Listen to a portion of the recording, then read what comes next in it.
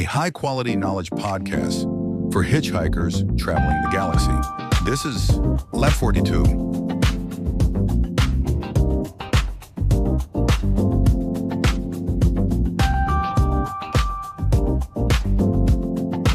Okay, so let's unpack this. I want to start with a phrase that usually makes people, roll their eyes or maybe clench their wallets. I think I know where you're going. When you hear military-industrial complex, what's the first thing that pops into your head? For most of us in the West, it immediately triggers that famous warning from Dwight D. Eisenhower back in his 1961 farewell address. A warning about unwarranted influence. Right. It's usually a bad word. It conjures up this image of massive bureaucracy, smoke-filled rooms, huge corporations just lobbying for endless conflicts. And the cost overruns. Oh, the cost overruns are just offensive. I mean, we've all heard the horror stories about programs like the F-35, the most expensive weapon system in history. Yeah. Costs just ballooned, and the delays dragged on for years and years. It feels like this bloated beast that just feeds on itself. It's often seen as a symbol of inefficiency.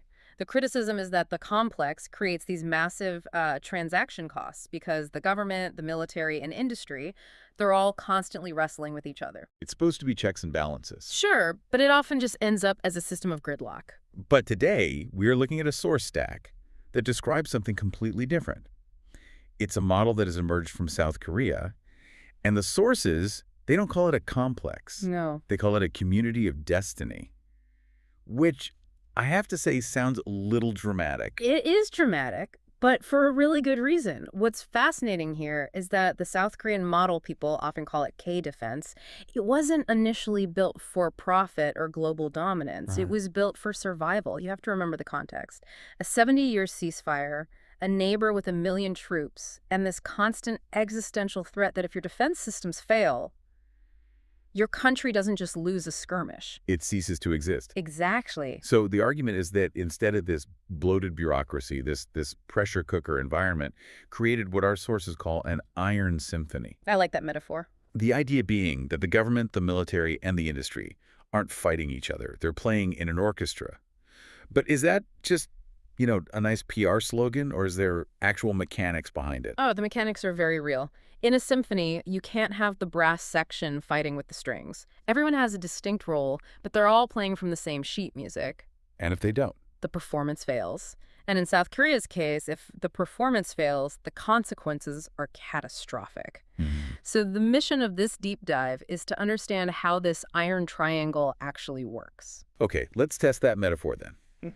We've got 3 main players to meet. We have the government, acting as the composer and conductor. Right. We have the industry, the virtuoso performers.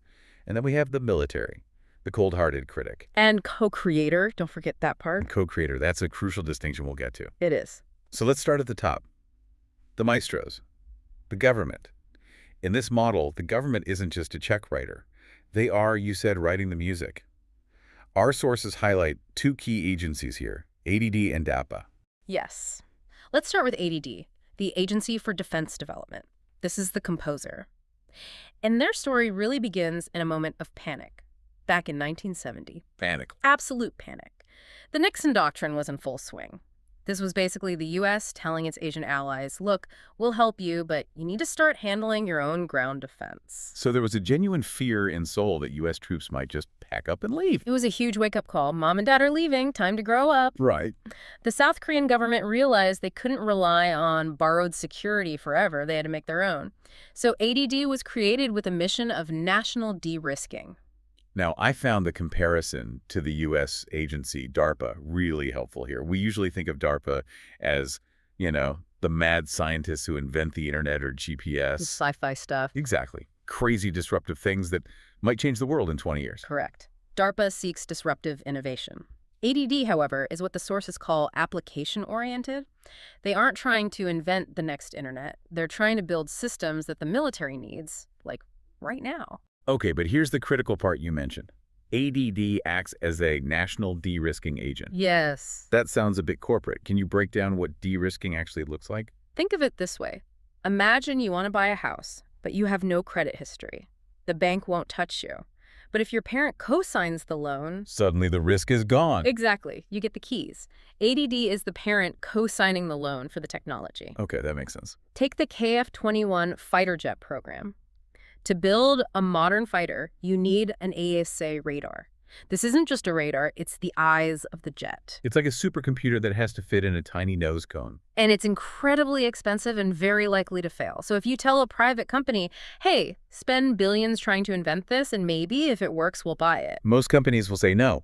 It's a bankruptcy risk. Right. But in the Korean model, ADD steps in. They do the heavy lifting on the R&D. They develop what the sources call seed technology. The seed. They proved the ESA radar worked first. Once that seed was viable, then they handed it over to the private companies for mass production. So the government absorbs the research risk so the companies can focus on what they do best, building things efficiently. Precisely. It creates a partnership, not an adversarial relationship. Okay, so that's the composer writing the music. Now we need the conductor. And this is DAPA, the Defense Acquisition Program Administration.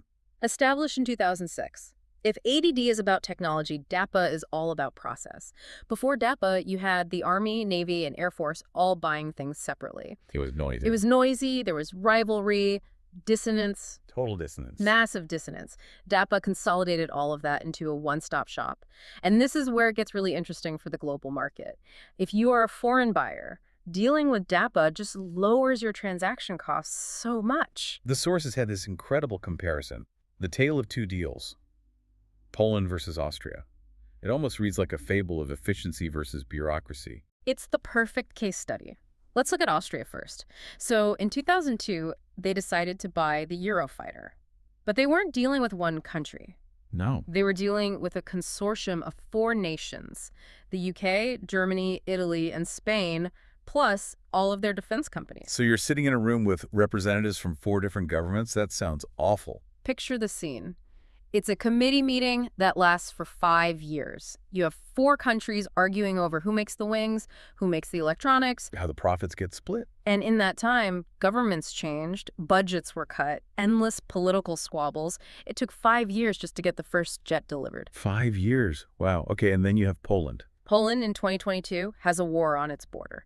They need weapons and they need them fast. They sign a deal with South Korea for K2 tanks, K9 howitzers, and FA-50 jets. A massive package. Huge. But because they were dealing with DAPA, the conductor, it was a single package deal. Government financing was included. They didn't have to negotiate with Hyundai, then Hanwha, then a bank. DAPA just sat at the table and said, here's the deal. Here is the package. They signed the contract, and the first delivery arrived in just 10 months. 10 months versus 5 years? That is staggering. That is the power of having a conductor. Buyers would much rather deal with one entity that can make decisions than a chaotic web of competing interests. So we have the composer and the conductor setting the stage. But a symphony is nothing without a critic. And in this case, the critic is the ROK Armed Forces. And man, the sources paint them as a tough crowd. The toughest. You have to understand the reality. This isn't a military built for expeditionary wars halfway around the world. No, this is for home. They aren't designing gear to just sit in a warehouse. They face 1 million North Korean troops and a nuclear threat just across the border. The phrase defending Seoul tonight really stuck with me. It creates a sense of urgency you just don't see elsewhere. It completely eliminates the tolerance for good enough. If the equipment fails, the country falls. But this intense pressure creates 2 massive structural advantages for the industry. The first is what we call an economic moat, and it's driven by scale. This was the part where the numbers really surprised me. We tend to think of, Western European powers as the big players. But the source mentioned the K2 Black Panther tank order. Yeah. The math here is wild. Let's do the math, because this is the secret sauce of their pricing. Developing a new tank costs billions in R&D. That's a fixed cost. Sunk cost. Right. So whether you build 1 tank or 1,000, that R&D money is gone. If you're a European manufacturer and your own army only orders, say, 20 tanks, which is pretty common these days, you have to split that billion-dollar R&D bill across just 20 units. Which makes each tank astronomically expensive for any foreign buyer. You have to recoup that cost somehow.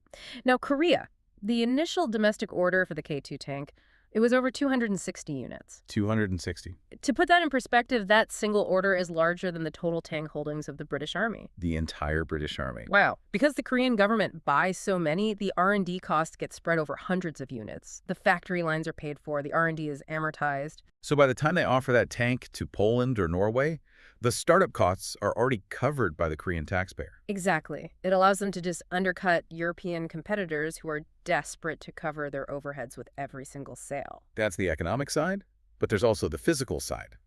The sources call the Korean environment a natural obstacle course. Is it really that distinct? It's brutal on machinery. Korea is 70% mountainous. The temperature swing is the real killer. You have freezing Siberian winters that drop to minus 30 Celsius. And then humid, swampy summers. Like the tropics. So it creates this engineering nightmare. Batteries die in the cold, rubber seals crack, metal contracts. Then in summer, the humidity destroys electronics. So the gear has to be tough. The K9 howitzer isn't just tested in a lab. It's tested in these extremes. The K2 tank has to be able to climb 45-degree granite slopes that are covered in ice. So it's like a battle-proven certification without actually needing to be at war. Precisely. If a weapon system can survive the Korean winter and the Korean mountains, a buyer in Norway or Poland knows it will work for them. It's an immediate quality guarantee. This brings us to how these things are actually built. The way the military and industry work together seems fundamentally different from the U.S. The sources contrast the Western waterfall method with the Korean agile method. Right. But the U.S. has the biggest military budget on Earth. Why would they use a dumb method like waterfall? It's not about being dumb. It's about incentives and bureaucracy. In the traditional Western waterfall model, the military writes up this massive list of requirements, a document thousands of pages long, and essentially throws it over a wall to the industry. Build this. Build this. And the industry goes away for 5 years. Because of the legal firewall between government and contractor, they don't talk much. The contractor builds exactly what was on the paper. But 5 years later, when they throw it back, the military says, wait, this isn't what we wanted, or technology has changed. And that's when you get the lawsuits and the billion-dollar updates. okay, so the Korean model breaks that wall. Because the military is so desperate for these tools to work now, they're embedded in the process from day one. The example of the K2 tank development was really cool. You had actual tank commanders living with the engineers. Yes, this isn't a figure of speech. Ace tank crews were stationed at ADD and the Hyundai Rotem factories. They weren't just waiting for the finished product.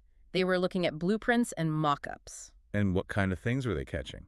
Practical things engineers would miss. They'd say, hey, this hatch is too small for a soldier in full winter gear to get out quickly. Or, this gun sight isn't intuitive when you're bouncing over a hill at 40 miles per hour. Real-time feedback. The sources use the term prosumer, a combination of producer and consumer.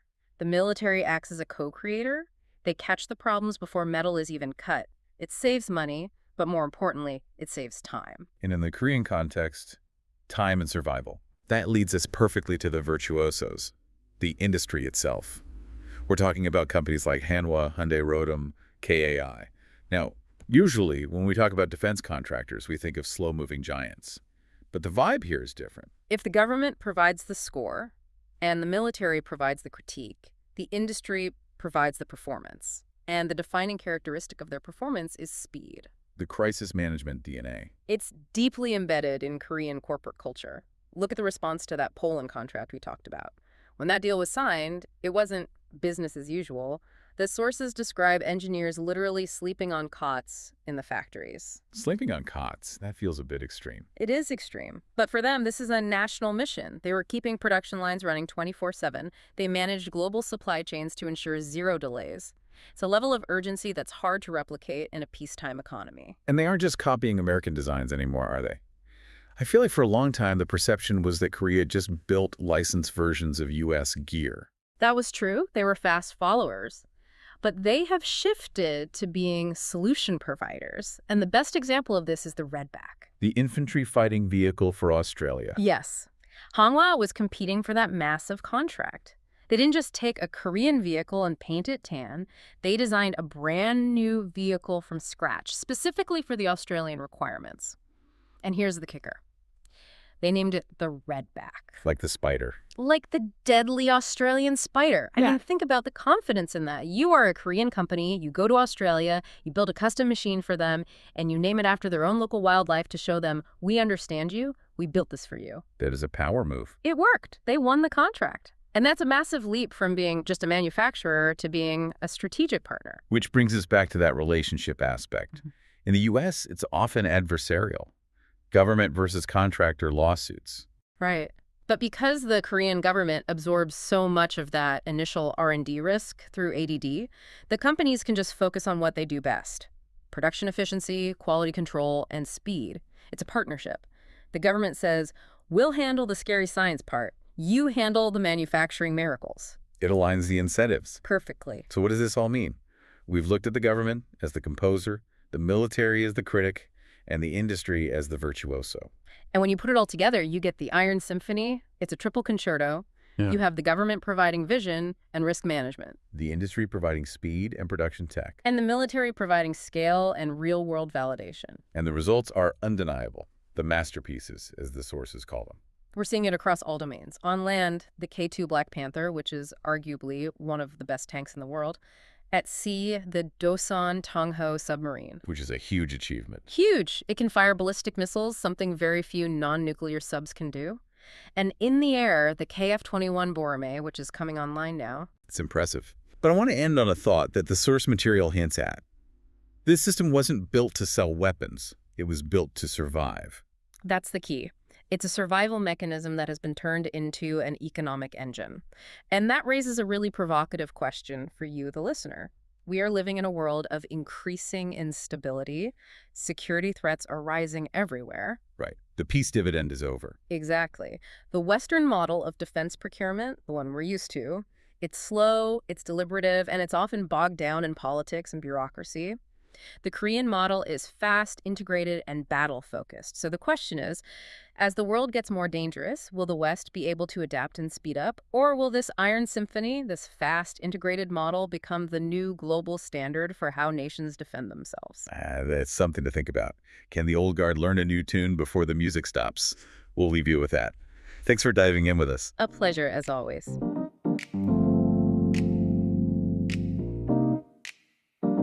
That's all for today's episode of Lab 42. If you enjoyed this story of impossible engineering, leave us a review. Safe travels, hitchhikers. See you in the next galaxy.